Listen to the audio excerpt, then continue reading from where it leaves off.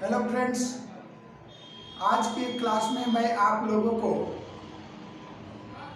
दो रेखाएं जब परस्पर लंब हो और उन दो रेखाओं का दीर्घ कोसाइन और दीर्घ अनुपात दिया गया हो तो cos थीटा का मान ज्ञात करते वक्त हमें कैसा इक्वेशन प्राप्त होगा, इसके बारे में आज मैं आप लोगों को बताऊंगा।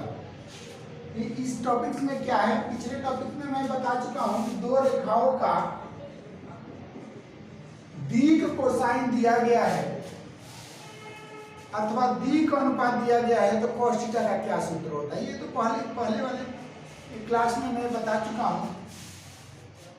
तो दो रेखाएं क्या हो, परस्पर लंब हो। दो रेखाएं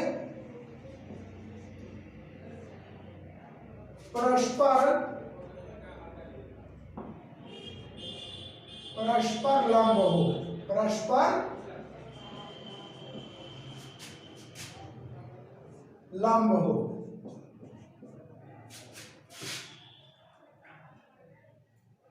टू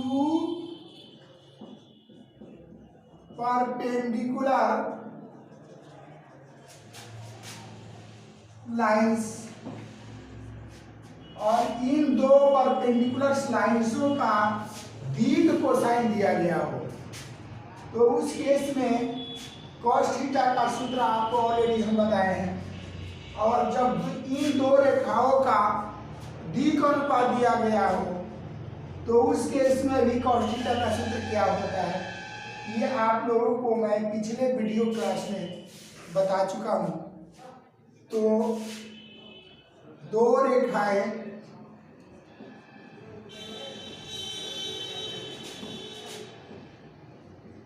जिनके दीर्घ कोसाइन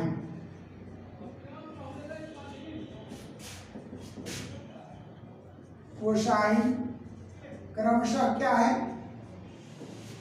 क्रमशः आपका L1 M1 N1 और क्या है, दूसरे रेखा का क्या हो जाएगा L2 M2 N2 है। और ये रेखाएं क्या है, और ये रेखाएं क्या है, परस्पर क्या है, लंब है, परस्पर लंब है। और दो रेखाएं जो है परस्पर लंब हो तो क्या होता है, उन दो रेखाओं के बीच का एंगल क्या होता है, थीटा क्या हो जाता है 90 डिग्री हो जाता है, यानी π/2 के बराबर हो जाता है। और आपको पहले ही मैं बता चुका हूं कि जब दो रेखाओं का दीर्घ कोसाइन दिया गया है तो cos थीटा का सूत्र क्या होता है, cos थीटा का सूत्र हो जाता है आपका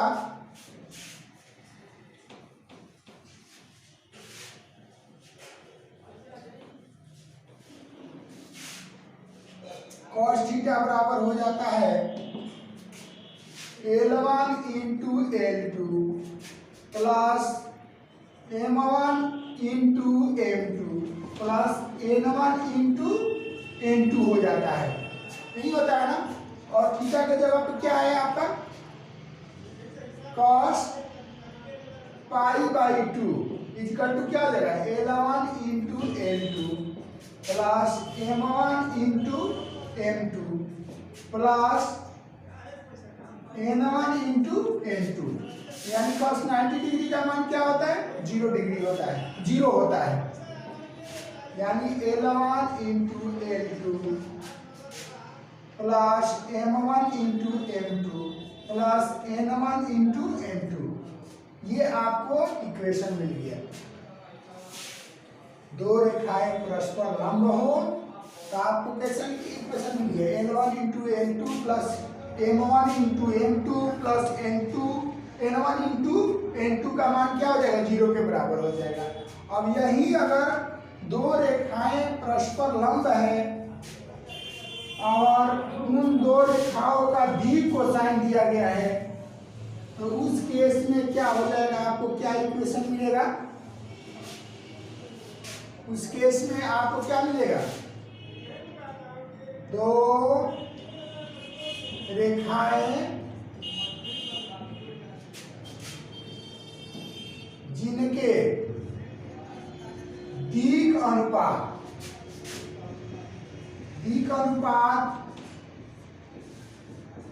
क्रमशः क्या है?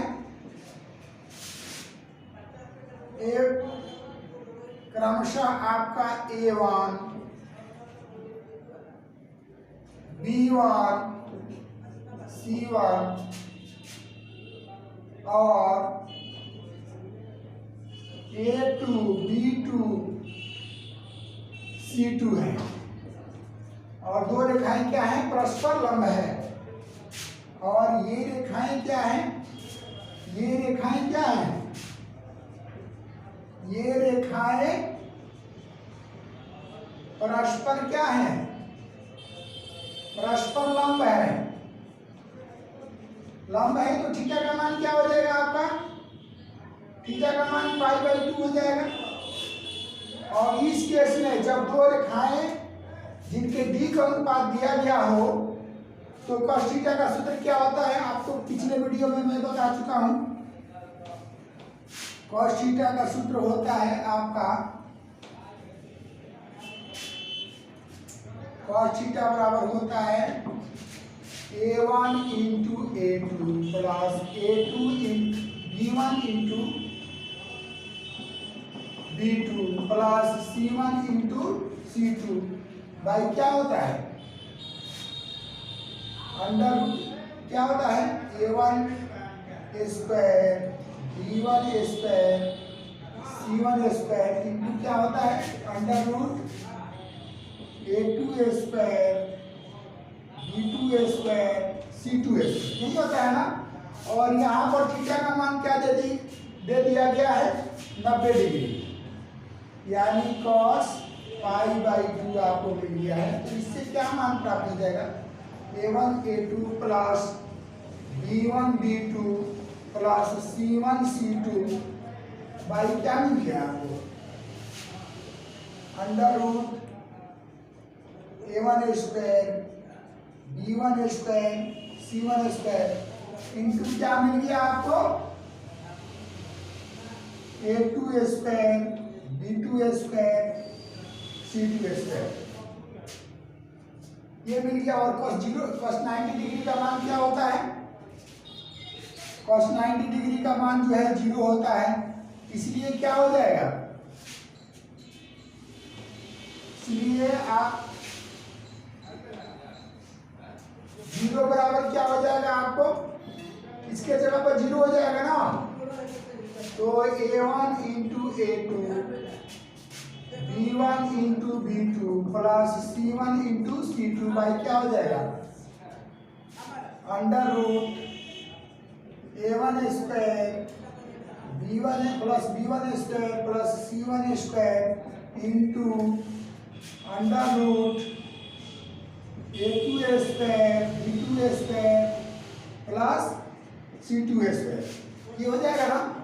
और बाई क्रॉस मल्टीप्लाइकेशन करने पर क्या हो जाएगा? बाई क्रॉस मल्टीप्लाइकेशन करने पर ये मान जो है 0 के साथ गुणा करने पर क्या हो जाएगा? 0 में बदल जाएगा ना। A1 into A2 B1 into B2 C1 into C2, ये आपको इक्वेशन मिल गया। अब दो रेखाएं जो है परस्पर लंब है और उन दो रेखाओं का दिक कोसाइन दिया गया है, तो आपको ये इक्वेशन प्राप्त हो जाता है।